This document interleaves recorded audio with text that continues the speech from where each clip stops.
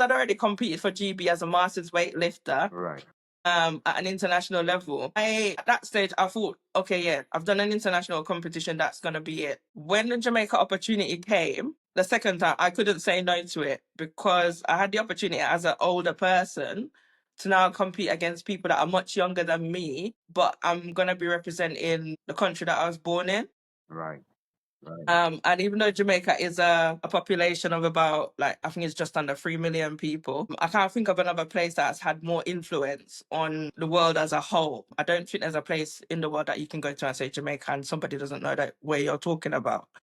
So to be able to be one of the few people that have had the opportunity to wave the flag on an international stage on behalf of, because Jamaica as a brand is a huge thing. I can't sum it up. You know, Usain Bolt, Bob Marley, all these people that have come before. There's Yes. no greater Yes. honor. There's no greater honor. Exactly. Yeah. So when that came along, I definitely couldn't say no to it. And I said the perfect balance, strat class. I don't know, say I talk for the living for this represents. Good over evil, me tell them see a life over death. I swear, said I will never switch. Keep the fire burning up. Holy Emmanuel, I Selassie, Jah, blazing fire.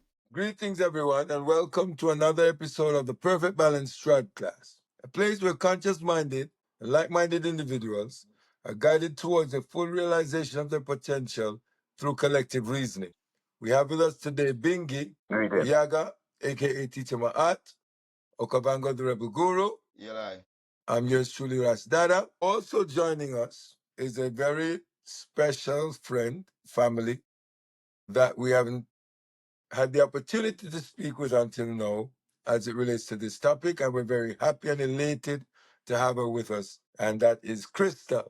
Hello. Wagwan,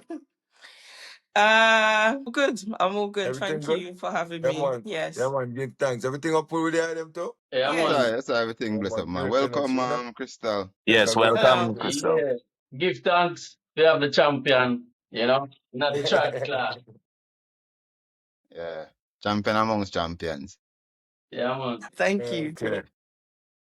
You know, the opportunity to really have a reasoning with the eye about your journey is one that we're looking forward to.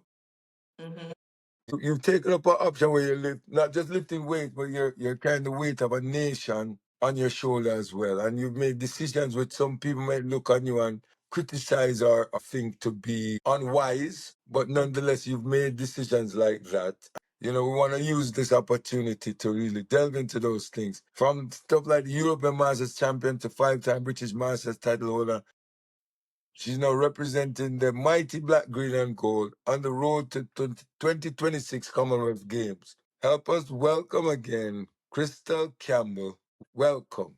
So we want to turn it over to you to just give us a little insight into your history, how you got into the sport, what inspired you, and then we'll just take it from there.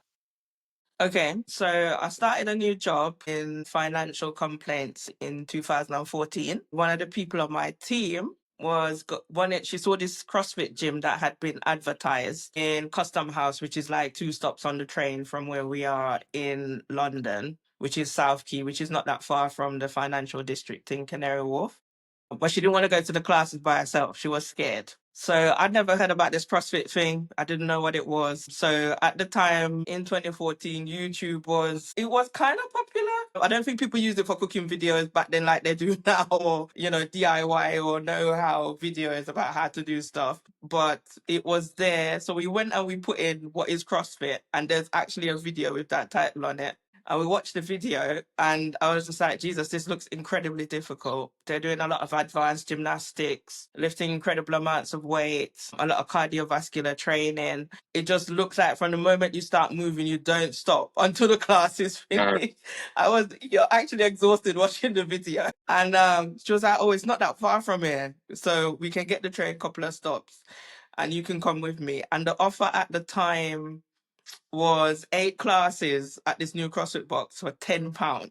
So I was just like, even if I go to one class, because it was like on Living Social, this offer, and I don't go back, I haven't really lost any money because £10 a class was still like you're paying nothing, basically. We went to the class And after the class was over, we were walking down the stairs towards the train platform, and it took us about 10 minutes to walk the stairs. Like your whole body just felt, you knew where every muscle was basically. And I made a conscious decision at that point that I didn't want to feel like that again. So we went back to the class and we kept going back to the class. The funny thing about it is I was doing like 2 to 3 other classes a week out of this 8-class block. So by the time I'd gotten to like the 3rd week of the month, I was coming up to my last 2 classes. And by the 4th class anyway, this girl stopped coming. She wasn't You doing have to go on your own. She's done. so I was Yeah, alone. man. Them thing that take motivation, you know, and Hey, and determination. Yeah. she made a conscious, I don't know what it was. There was always her boyfriend this. I remember she started seeing this new guy. Or had this, there was always some excuse. So I had to decide whether I was going to do this thing for myself or I'm going to do it because friend. You understand? And I started going to the classes by myself. The last class, this was before I didn't even bought the membership yet. At the start of the class, the way that they structure the class is you have like 15, 20 minutes where you work on a skill, which is either focused on weightlifting, focused on gymnastics, or something strength and conditioning related. And then you go into what the actual workout for the day is going to be. And then after that, you've got like a cool down session, stretch, mobility, whatever. And in the skill section of the last class that I did, we were maxing out our squats. And before then, the last time I did anything gym related, I was still in Jamaica at school. Yeah, you had PE here when I went to school here, but you weren't doing weights. You're normally outside, you're playing like, I don't know, baseball, or you're doing a bit of track and field or whatever. There was no weightlifting involved. So this last class at the CrossFit book, we're doing our squats and we had to squat the heaviest we could squat. And I managed to squat 100 kilos. Mm. And the guy, his name is David Marshall. He's left the country now. He's in the US. He's pretty big into like American football and stuff. He said to me, you can't leave here without a membership because no one else in here is squatting that much weight. I don't think it dawned on me at that time what it meant to squat 100 kilos, but I just like, okay. So I bought the membership. Can't remember how much the membership They was should at have the given time. it to you for free. Huh? They should have given it to you for free. You burned The it. man well, I mean, it was a new gym and he'd already done this ridiculous offer to get people in the door. And he does have a business to run. So, Yeah. bills to pay and all that. But anyway, I bought the membership for 3 days a week and I was consistently going 3 days a week. And I did get injured about 8 months or so into it, doing something stupid with an overhead press. But I went to physio, that was fine. And then they opened another CrossFit gym closer to where I live in East London. The gym was open in Forest Gate. So I found it easier to just go to that gym because the other one was at work, and having to trek on the weekend from home towards work just to go to the gym, it just didn't make sense to me. And at least with the gym in Forest Gate, worst case, if there's like issues with travel, it would take me an hour walk from house to gym if there was no buses, trains or whatever, because we know what the transportation in England can be like sometimes when they stop everything. And I started going to the gym in Forest Gate after the rehab for the injury was over. And while I was there, I was focusing more on my weightlifting, more on the gymnastics side of things. But the coaches there, they're new coaches as well, and it's a new gym. So their knowledge is limited. This isn't like a criticism of them. It's just that's where your level of, understanding is at the time. But I wanted to learn something more, and I wasn't learning it from it because they didn't know it yet, so they couldn't teach it to me. So I went onto Facebook and I just typed in weightlifting gyms in my area, and London Olympic Weightlifting Academy came up. This was like 2016-ish. So by then I'd been doing CrossFit for about 2 years. And I saw on Facebook that when I went onto their Facebook page, they were actually having a weightlifting competition that weekend. The spectators were free. So I thought, okay, before I throw myself into this weightlifting thing, at least I can go there, I can see what goes on. And I can ask questions if I've got any questions. And I walked in there and I watched the weightlifting competition because they started at 10 o'clock in the morning and it went on till like 4 or 5 o'clock in the afternoon. And I saw people do things with weights that I've never witnessed in person before. And there was a guy there, Christopher Speed. He's also on Instagram. And he snatched. So in weightlifting, there's two movements. There's a snatch where you get the bar in a wide grip from the ground to above your head. And then you've also got the clean and jerk where you get the bar from the ground to your shoulder and then from your shoulder to above your head. In the snatch, he lifted 130 kilos. He weighed like 102 at the time, something like that. And in the clean and jerk, he did 170. The people at the gym I was training at weren't even deadlifting 130. So I after the competition, I messaged him on Instagram. And part of the reason why I messaged him is when I got to the gym the first in the morning, he was the first person to come up to me and say, "Oh, hello, I've not seen you here before," kind of thing. He was one of the coaches there. And I said, "I need you to teach me how to do that." And he was like, "Okay, I've got like a strength and conditioning program thing that I'm starting for 12 weeks. I did the strength and conditioning 12-week program. I think I weighed like 70 kg at the time. I wasn't, because I was doing CrossFit 6 days a week. Like when you're doing a lot of CrossFit, it's like you can't keep weight on. You just can't. I couldn't anyway. And I managed to front squat 120 kg and back squat 130 at the end of the program after the 12 weeks. I think at that point it started to register in my brain that weightlifting might be something that I've kind of got some natural thing towards. Like if I was to focus on it, it could be something I'd be good at. And then after the 12-week program, he said, "Right, now I'm going to teach you how to weightlift because I've got baseline numbers for your overhead strength, your deadlift, all of that kind, your squat, and then I can, set you a program for learning the weightlifting movements based on those numbers." About 6 or 7 months after he started coaching me, he said to me one day, "Why don't you come to the gym this Saturday? We're going to be training together this Saturday."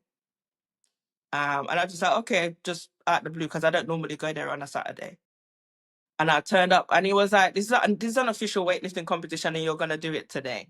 I've already paid the entry. And I was absolutely scared for my life because I think he knew that if he told me beforehand that this is what was going to happen, I probably You wouldn't have would turned not up. show up. You would not Right. show So You were smart. yeah, so he paid the £20 and I was so nervous. I had like, I don't know if you've seen those bags of Haribo sweets. I ate 3 of them in the back room while I was going through my warm-up drills and stuff like that. I was just, up.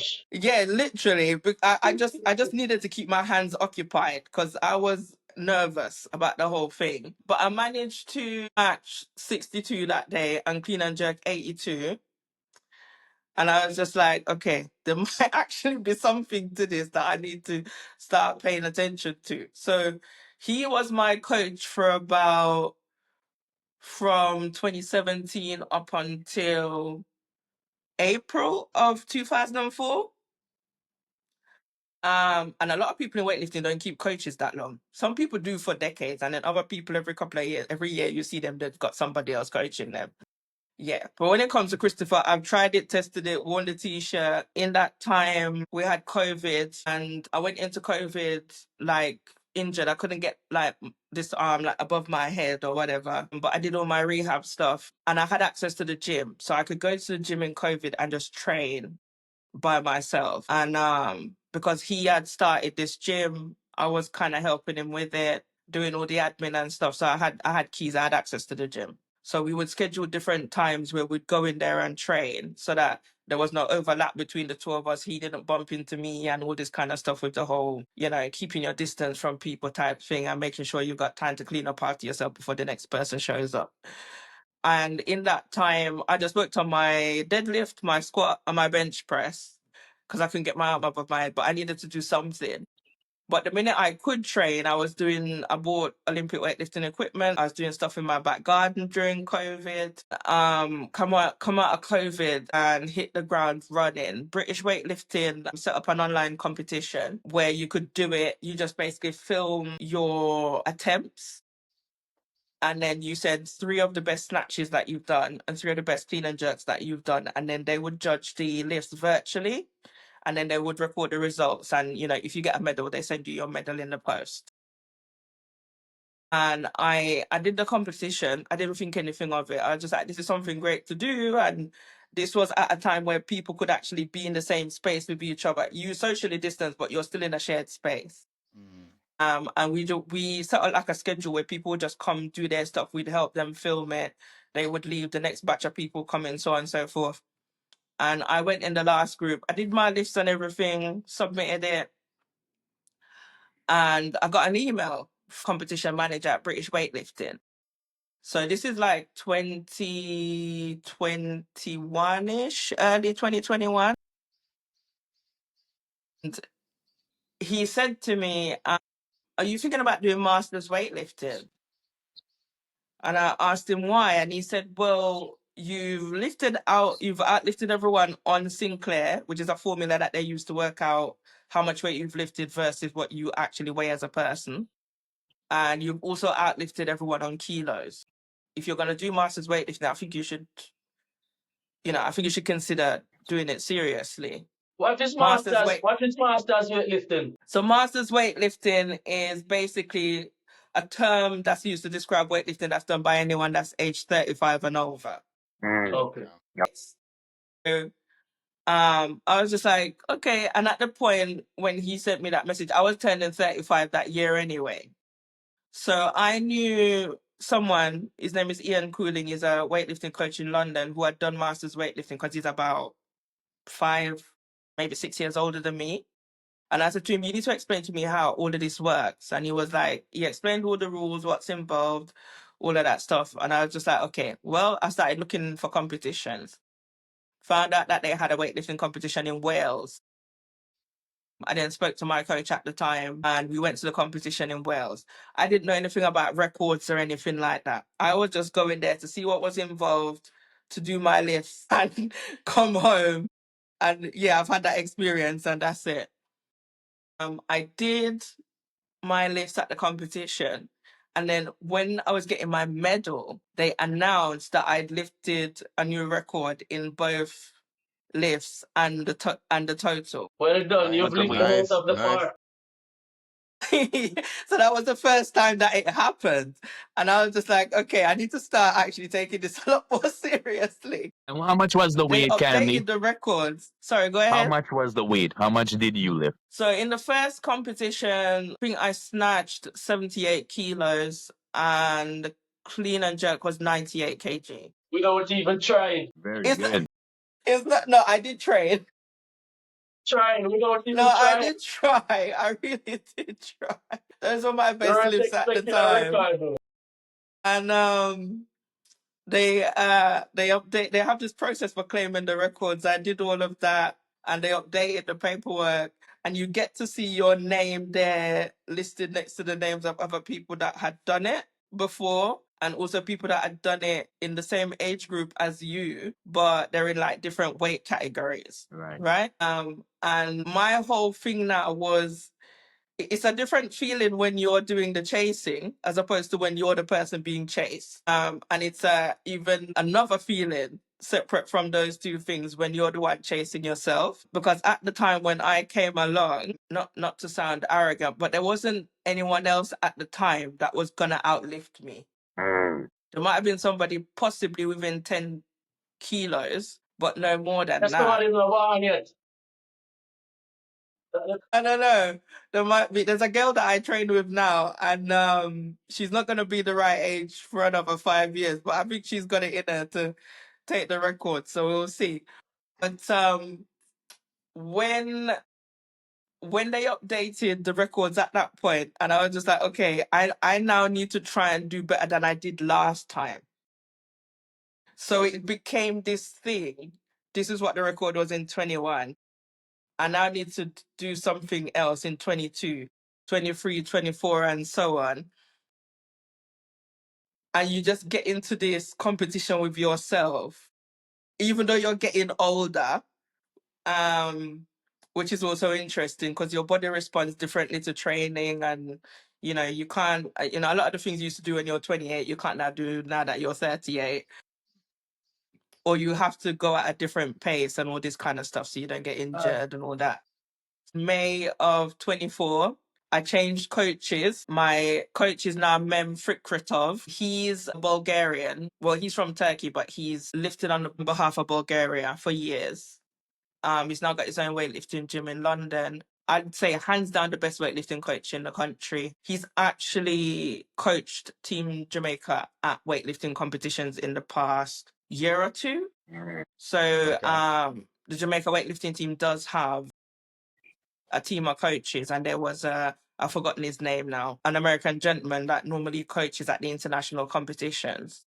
But there was a competition he couldn't go to, and they asked Mem to do it, and Mem was happy and excited to get the opportunity to coach a weightlifting team. And he comes to class in his Jamaica outfit all the time, which is hilarious. But yeah, so he's now my coach, and we sat down and we had a conversation in May about program and all this kind of stuff. And I said, he asked me what I wanted to do. And I said, well, I'm older, but I wanted to see if I'd be able to break the records again. So I went to, in December just gone, they had the English Championships, which is a competition for people that are usually a lot younger than me. Most of the people, their average age, probably about 10 to 15 years younger than I am. But I'd lifted enough weight to get an invite to that competition to compete against these younger people. And I said to him, well, my plan is to just go there and compete against myself and try and break the records again before I age up. Because when I turn 40, I'm going to be in a different age group. And I'm now competing against a completely different set of people. No longer competing against the people that are 35 to 39 years old. So that's how it works. We went to the competition. I lifted 83 kilos in the snatch, 103 in the clean and jerk. And I was very happy with myself. And I was just like packing up my stuff, getting ready to like leave, because I'd done what I promised myself I was gonna do and what me and Mem discussed. And I heard them calling my name. So I walk over to the desk that they've got in the back room where the officials are. And they were like, you need to stand here. And I was just like, why do I need to stand here? And they were like, you've got a medal. I didn't know that, because again, I'm competing against people that are much younger than me.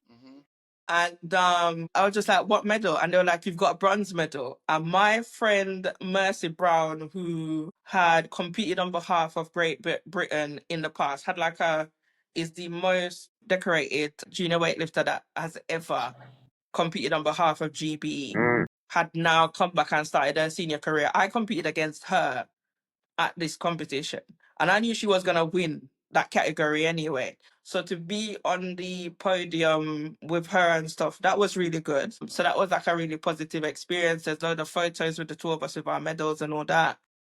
And then, Congrats. yes, thank you.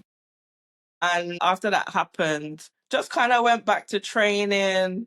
I know the Jamaica weightlifting people because I've known them since the federation started, ran about COVID time, and they'd asked me to compete before, but because life was happening and I was kind of helping with the gym stuff and I had a full-time job, there was a lot of stuff going on. I was just like, I don't think I've got the mental capacity, like bandwidth, to do what it's gonna take to do it justice. So I said, look, if you guys need help with anything else, 100% I'll give up my time for that, but I can't hunker down and do what I need to do to train. I don't want to be somebody that turns up there just because there's no one else and you've selected me, and then it just looks like I've not committed to the process. So then when James Daly, it was his idea to start the Jamaica Weightlifting Federation. He also competes on behalf of Jamaica. And Omari Mears, who's also one of the weightlifters on the team. Yeah, Mears did some really pretty good weightlifting in the past, and he represented Jamaica really well. Yeah. And actually, he competed yesterday. So I was with the two of them yesterday at a competition that Omari lifted at. And I had a chat with them, and they were just like, the Commonwealth season is starting again. And, this might be like, how you feeling about it type of thing. Right. And I thought about it and I spoke to my coach, Mem, and I just said, I don't think opportunities like this don't come very often, and this is the second time that I'm being asked. And there's no greater honor than representing your country. Right. Exactly. Right. And there's a lot less stuff going on in my life now than was happening at the time when they came to me the first time. And if I do get to the Commonwealth Games, because that is the plan, to do everything I need to do to get there, I am going to be 40 when I get there. So I'm going to be one of the oldest people there, which I think is important because it sends the message to like older people that there's a possibility that you can do this kind of stuff. Yeah, run down Marine artist. Yeah. I don't even, how old is she now? I don't even know how old she is now. I mean, I've seen her like, you know, well, not recently, but I remember her popping up to like track and field events since she switched to the country that I think her husband is from. And she was Yeah. like in her 40s and she was running Yeah, still. yeah. And Melina Otis had like a stellar career, like, you know, she given Jamaica everything. So I think there are people that come into fitness at different ages and you don't really know what's possible at that time. Not Right. only in That makes fitness, sense. but at different in other things in their personal lives, in their Personal careers. 100%, They yeah. come into Yes. themselves a bit later than normal.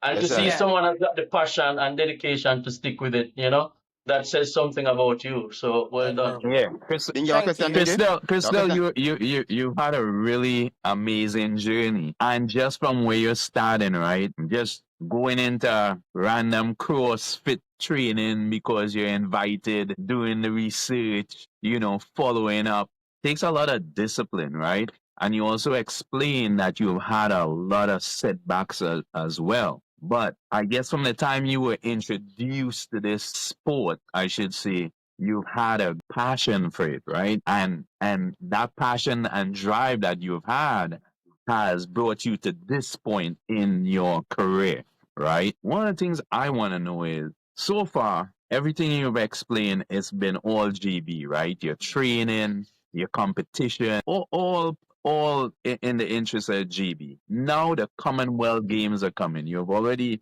achieved these medals, these accolades, you're breaking records. Now you have the opportunity to represent GB or Jamaica, right? And you choose Jamaica, right? You choose to represent Jamaica, which is the best thing you could do, right?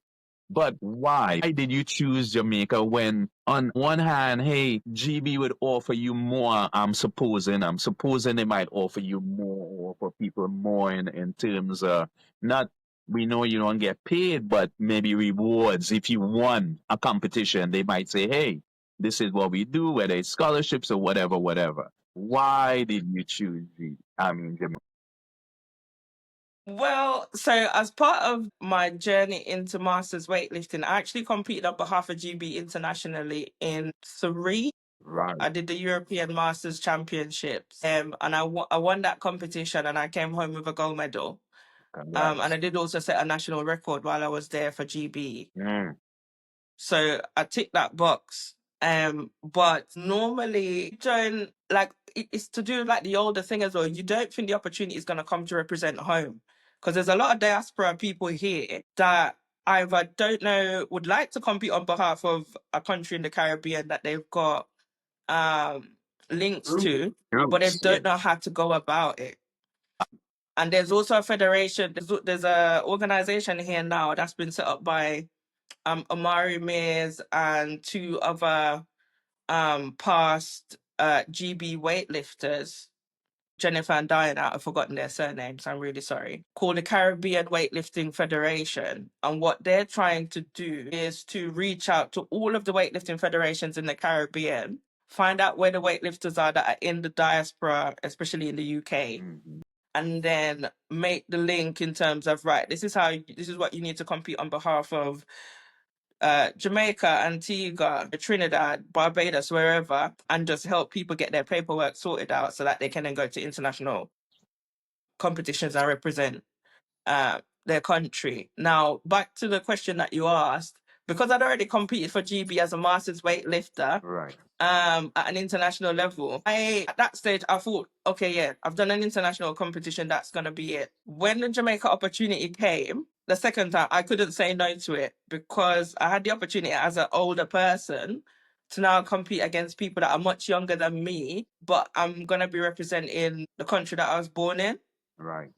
Right. And even though Jamaica is a population of about, like, I think it's just under 3 million people, I can't think of another place that has had more influence on the world as a whole. I don't think there's a place in the world that you can go to and say Jamaica and somebody doesn't know that where you're talking about. So to be able to be one of the few people that have had the opportunity to wave the flag on an international stage on behalf of, because Jamaica as a brand is a huge thing. I can't sum it up. You know, Usain Bolt, Bob Marley, all these people that have There's no greater come pride. before. There's Yes. no greater Yes. Yes. honor. There's Yes. no greater honor. Exactly. Yes. So when that came along, I definitely couldn't say no to it. I had to. Now, am I gonna break records or win medals? I don't know. My focus now is to do what I can do with the opportunity that I've got to Right. hopefully inspire somebody else. So when I stop doing it, other people come along, or you know, there might be older people that are probably good enough to do what I'm doing, but until they see somebody like me doing it, they've not considered, oh, actually this is an option. How do I? So like last weekend at Crystal Palace weightlifting club in London, Jamaica the Caribbean Weightlifting Federation actually had like a training session there, and there were people there like me who are on the part of the Jamaica side of things. There was the girl that I shared my platform with. She's got an Antiguan background. There were people there from St. Lucia, Barbados, Trinidad, and we're all in the same room. Like, you know, you're meeting these people, having conversations with them, and we're all kind of focused on the common goal of expanding weightlifting in the Caribbean Right. and doing whatever we can do to help each other to hopefully all turn up to international competitions together, because I've watched a lot of weightlifting competitions and you see a lot of countries in Asia, a lot of countries Europe. in Europe, you've got Canada, the US. US. You don't normally see like a lot of the smaller islands there, and that's what the Caribbean Weightlifting Federation is trying to change. So yeah, just having the opportunity to be able to say I've represented my country, I definitely wasn't going to say no to it. Right. Right. Real Excellent talk. choice. Real talk. Yeah, excellent choice. No better choice, like than representing your country. Um, you know, Yaga, on to you. You know, I find it really powerful that you choose to represent Jamaica when you know the road ahead is going to be tough. You had it all in Great Britain. You had all the support system, you had access, and you had recognition. But Mhm. still, you choose roots over the resources. What does that decision say about you representing the black, the yellow, the green, and Well, that? Yeah, that's okay. is that better?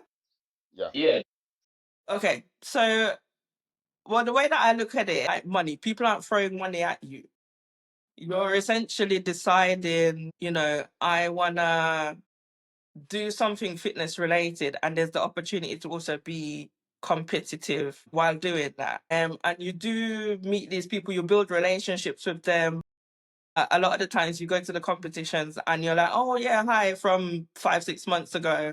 And the conversation just kind of picks up where it left off. Representing Jamaica is kind of similar in the sense that you don't have companies coming with sponsorships. A lot of it is off your own back. One of the other things, though, that I would point out is that Jamaica is a new federation when it comes to weightlifting. There are other islands in the Caribbean, South America, and so on that have been at weightlifting a lot longer than Jamaica has. So the resources are there and the backing is there. And, you know, if you're going to competitions, you'll be able to get some sort of funding. Right. Because this is still the beginning of that process. The people that are at the front, such as Amari, James, Sisha, who is in the US, she competed at the last Commonwealth Games. You've also got Sky Norris, who is based in London.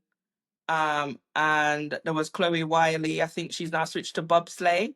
So she doesn't weightlift anymore, but she's doing another sport. Those people that are at the beginning, and then I'm a part of the second or third wave of that, because we now have a lot more Jamaican weightlifters that are on the island that are going to be at the competition in Colombia on the 18th of July, or that week of the 12th to the 18th of July. And you've got weightlifters that are based in other countries. It's gonna be off your own back. I'm not saying that the Jamaican Athletic Association, so on and so forth, like they are not willing to help or to support, but I think it has to be seen as something that is financially kind of worth their while first. Is this an established thing? Are people serious about this kind of thing for them to throw money at it?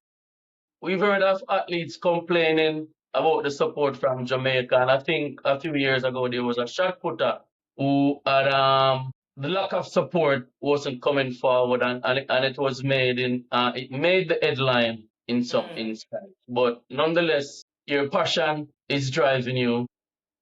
What is next on the horizon for you? What competitions and stuff like that? Okay, so in terms of the Commonwealth timetable, there's the Pan American Senior Championships, and that's in July. So from the 12th to 18th of July, there's a competition. I'm going to be lifting on the 18th of July. So that's the first competition in trying to qualify for the Commonwealth Games.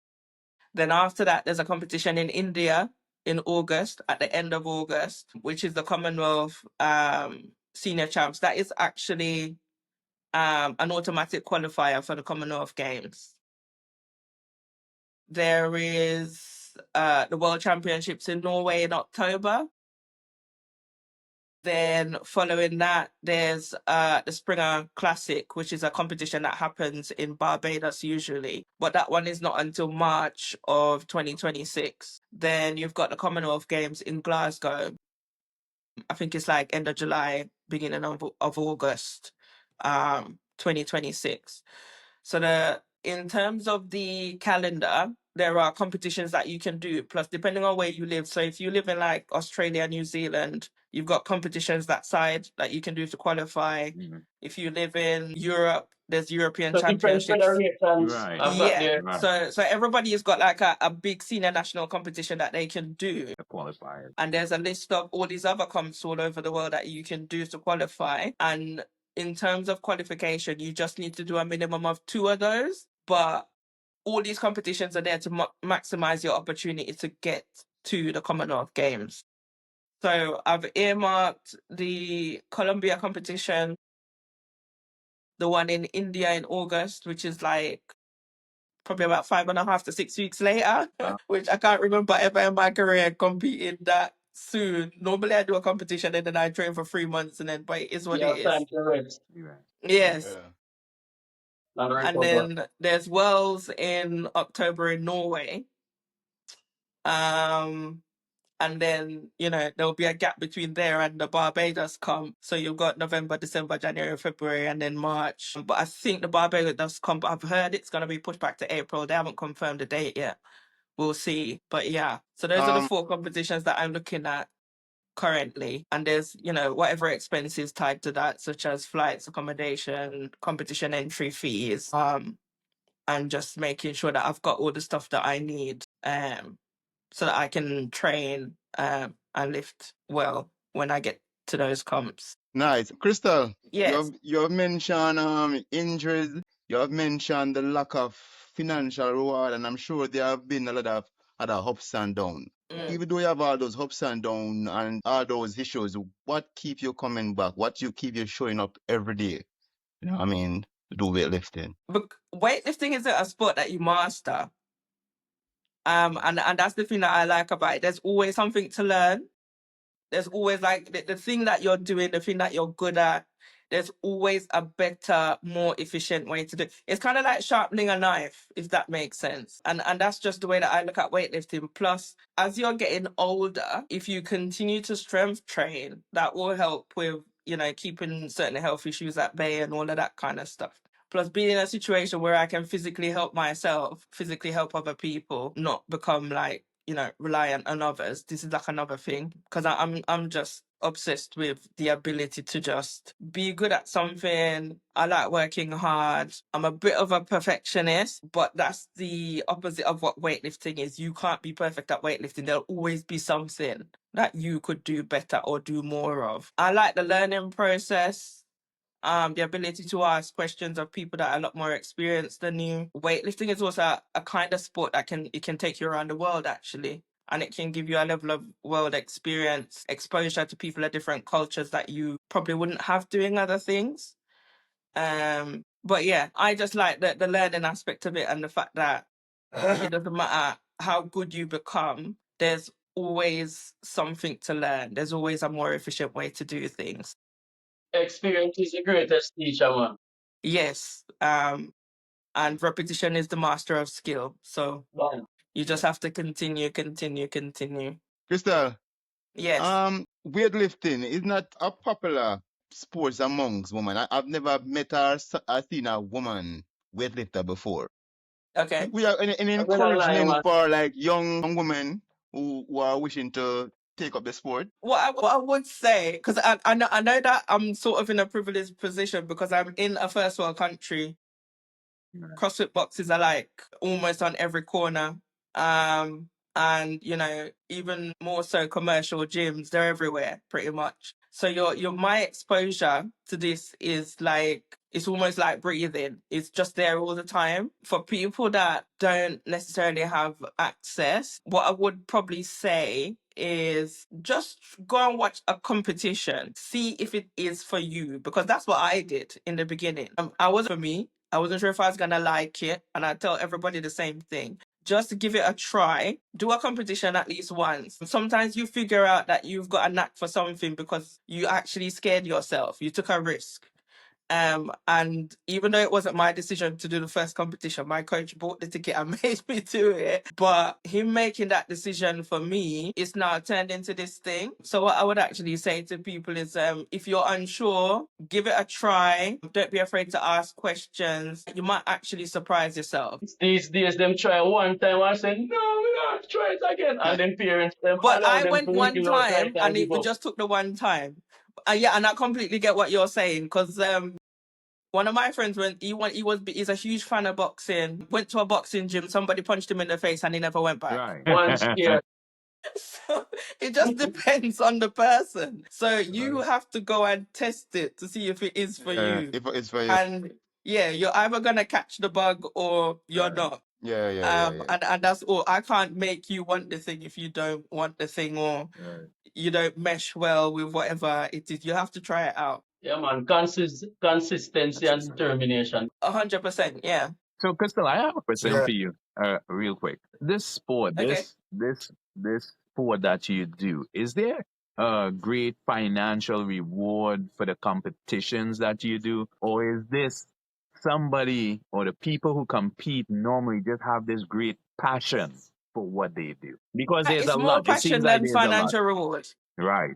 Sorry, say again. It seems like there's a lot in terms of travel, cost, all of that. So, So when it comes to weightlifting, there isn't unless you're getting a lot of sponsorships like from big brands, and you're like one of the athletes that's like on a salary with a big brand. So you sign like a deal with Nike, you signed a deal with Adidas, I don't know, Puma, whoever.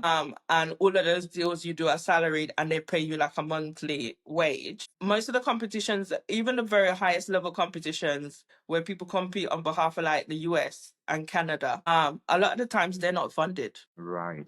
So These are Olympics people and like Commonwealth need to fix up a business. They need to fix up a they're business and pay every athlete, man, just like any Yeah, sprinter. absolutely.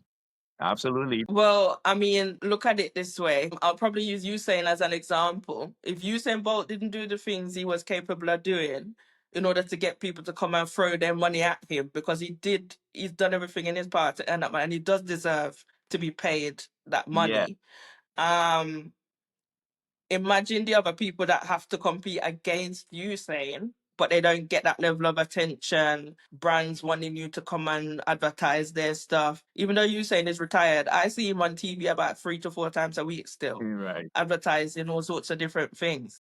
all over Europe, all over the Middle East, all over the world. Oh, 100%. Like, Usain Bolt is probably as global as Bob Marley at this point, if not more, Yeah, right? man. So it's more of a passion project. Right. I'll put Right. it that way. And if you work hard and people identify with what you're doing and they're like, you know what, we want to sponsor you or we want to, help alleviate some of the financial pressures, then that will come. But in majority of the instances, unless you're competing on behalf of a country where they've got a system in place where you're just an athlete the whole time and all your bills are paid Right. and you just need to eat, sleep and train, it's always going to be out of your own pocket, Right. Give us a unfortunately. quick breakdown. Give us a quick breakdown of the cost to you, all these traveling and training to represent Jamaica and reaching to the Commonwealth Commonwealth Games. Games is gonna cost you.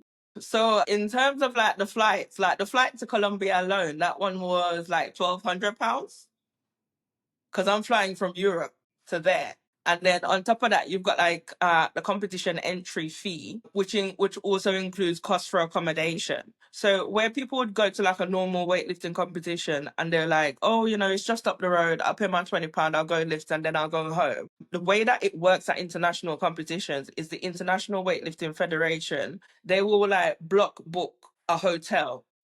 And that's the hotel you stay at. And they pay for all of those rooms. And then when you're paying for your competition entry, you pay for your competition entry plus the accommodation that you're going to stay in.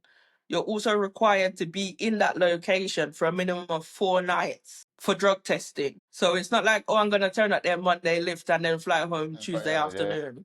Right. No, you have to get there with at least 4 nights of you being there in that specific accommodation for drug testing. Once the 4 nights are finished, you finish your competition. If you want to stay in the country longer and book an Airbnb, that's up to you. You can't do it on a budget. No, it's not, because like the competition entry fee for Colombia plus the accommodation, you're still looking at like another £500 to £600 on top of that. And in terms of, you can't do any of the competitions expecting that there's going to be funding. Right.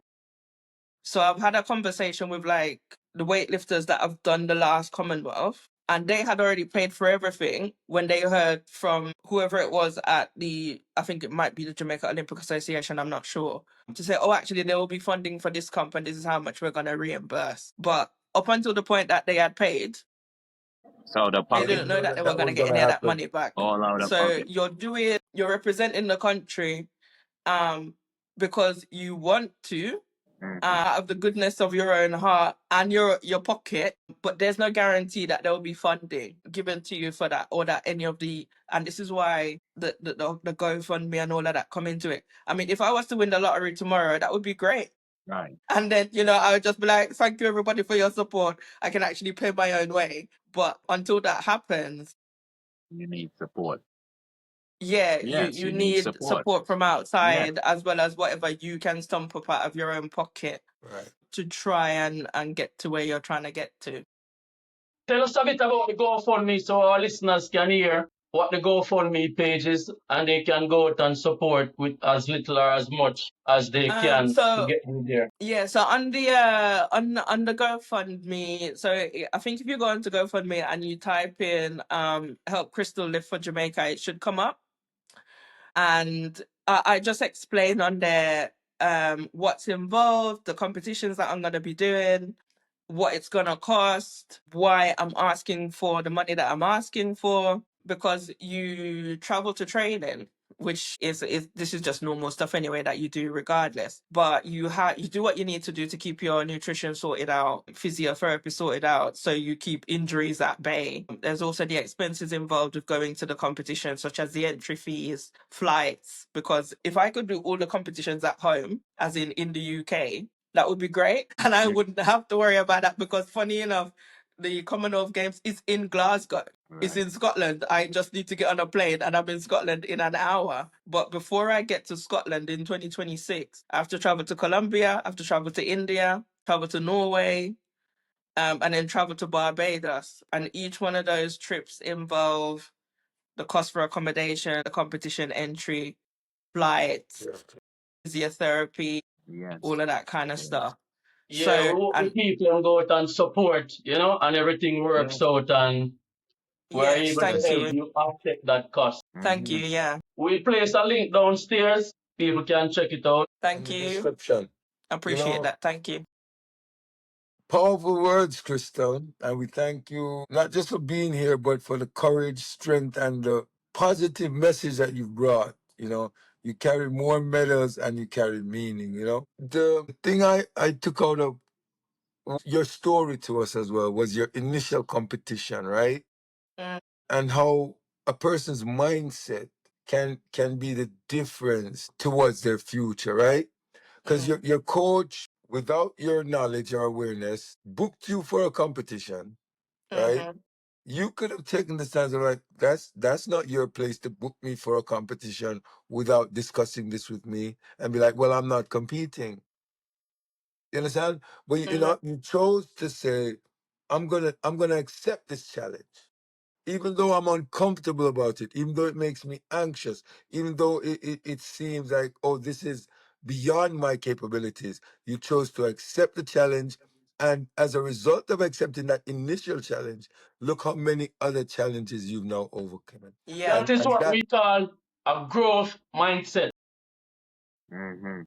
right? That's all right. So I just wanted to just point that out. And to our listeners, if you've been moved by as a matter of fact, before that, Brother Delani, do you wanna say anything to Krista? Just to say, it's a pleasure meeting you, my sister. My first time knowing about you. Thanks the third class for introducing you to me. I was one question. You said you're about 40 years old, and I'm Yeah. curious that the doesn't it have any wear and tear on you at that age, or is there an age gap or barrier where you can no longer compete? Is there an age limit? So funny enough, sorry, go ahead. I didn't No, hear no, the that's last it. bit. It's like my name is Brother Dulani. So, Hello. yes. So I wonder if like, there's an age limit to that competition. No, there isn't. So that so funny enough, You it's a can very you good can sign question. up And the for that reason why it's line. a good question is because the first weightlifting competition that I went to, Yes. um, they had people they're 85 and over that were lifting in that. Ooh, wow. Yeah, it's not. I honestly, I encourage everybody at least once in your life to go to a masters weightlifting competition on the first day that the competition is being held, because Yes. that's where they have the 80 to 85s, Everybody the show up. 75 to 80. Sorry, say again. Everybody shows up, huh? The whole spectrum. Yeah, and you can watch because I go to the competitions and I help out as well with officiating at the competitions, weighing people in, judging their weightlifting attempts, and all of this kind of stuff. And you meet all sorts of people. It's a very family oriented event because there's grandma and grandpa is up there doing their competition, and the Great grandchildren are grandma in and the great grandpa. audience watching. Yes, and it's always Wow. fascinating I feel watching motivated. people over 80, 85 competing, and they've had careers probably in weightlifting previously, or they were just doing life, and then they Right. got older, and then they got grandchildren, and they were like, I'd like to Something to be do. here a little bit longer to maybe walk my grandchild down the aisle, or be able to do this and that with my grandson or whatever. And sometimes there's great grandchildren in the audience too, and the great grandparents are up there doing their things. No, there is no limit when it comes to. There's no age Okay. limit for weightlifting. That's interesting. Yeah. And I highly encourage if you can get to a masters weightlifting competition in the US, because they do have them.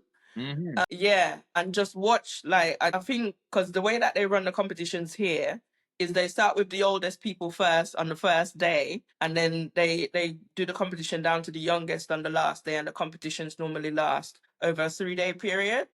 So I would normally But complete try on the last I'm day going at the into end. training from today, Crystal. So look out for me on the masters. Like To the Yeah, max. yeah. highly encouraged. Look out for me on the masters. Yeah. I never tried the CrossFit, but there's a little mountain where I live, and there are some steps that go up there, and I brought the kids and everyone go up there, trying to show up and run up the steps a few times. The next day I could not walk. I know, we don't surface back of them steps there. No, but you see, So this is the problem. So when I did my first CrossFit class, that's how I felt. Like Yeah. for the first 2 weeks, because your whole body is adjusting to this new stimulus. And if you don't want to feel like that again, you need to go back to them You have to stairs. go That's all back. I'm That's what trying I to Yeah. Yeah. say. You realized. have to That's go what back. I So you realized. can't just That's what like I give realized. up and say you're not gonna do it or whatever because it felt bad. If you don't want to continue feeling bad, you have Go to back. Do it just again. keep it because the body will adjust, and then after a while, it won't just be the stairs. When you go to the stairs, you're now wearing maybe ankle weights or you've got a weighted vest on because you're trying to challenge yourself. But Excellent. yeah, also if you're gonna do that, make sure you hydrate afterwards and eat decent food afterwards. Nice Yeah, A man. lot of advice. And people Good, tend to good get advice. injured because they're not consume, hydrated properly and they've not eaten properly, haven't consumed enough protein. And sleep is a big one. Try and get Sleep. your sleep, yeah, because your body needs No time to processed recover. food. Well, if it can be avoided, try not to. Yeah. To our listeners, if you've been moved to support Crystal's journey, whether you donate, share, or just sending a positive message, let's get behind this sister on her mission to represent her homeland with honor, and do what we can to get her to the Commonwealth Games. You know, it's been a pleasure having you, Crystal. Yes, thank you. You've been now inducted into the Trod Class family. So, you know, whenever there's an update on the journey, Yes. you're more than Yes. welcome to come forward and bring the information to the family so we're aware of the progress. Yeah, Yeah. when you win a gold medal, let's bring it back and so we have a chat class about it. And Showing Oh off the God, gold I weightlifting, mean medal. that would be incredible. weightlifting Fingers in the crossed. chat class with Krystal. Yeah. That's gonna be the PE section. That's gonna be the PE class. Yeah. Yeah, right. That is it. Yeah, give thanks, Bingy, Yeah. Brother Yes, sir. Delani, Yaga, Yeah, man. Okavango, Give Yeah, thanks for right. life. Big Crystal. up Krystal And and good all More the luck. than a best And in the pleasure. journey, good luck in your Um, competitions, yeah, man, Crystal. best of, Yes, well, thank not Yeah. you, not thank you. luck, All not the luck, best. where We you are going reap the home for Jamaica. rewards. Yeah. Yes. Yeah, man. Where you Shall bring reap it, the man. rewards that you've put in the necessary effort to reap, you Yes. know? Yeah. So give thanks. Because it's not gonna be luck. It's gonna be Yes. Yeah. hard True. work and dedication, you know? Yeah. So this has been another episode of the Perfect Balance Shortcast. Do remember to like, share, and subscribe. And you know, leave a comment. And we're gonna have the links to the GoFundMe in the description. So just click on there and offer your support to Sister Campbell as she goes forward in this epic journey. Yeah, man, give thanks. Just Give share your thanks for life. Instagram angle with them fast, Krystal. It's at which is spelled DA.real, REAL.Chris, KRYS. You on All right, TikTok? we'll share it. You on We'll TikTok? share it. Yes, it's the same on TikTok, same handle on TikTok, same on Facebook. All right. All right. That's it. All right. Yeah, man, give Consistency. All right, thank you. And I said the perfect balance, Trad class. I don't know, say a chuck for the living for this represents. Good over evil, me tell them, see a life over death. I swear, said I will never switch. Keep the fire burning out. Holy Manuel I Selassie, Jah, blazing fire.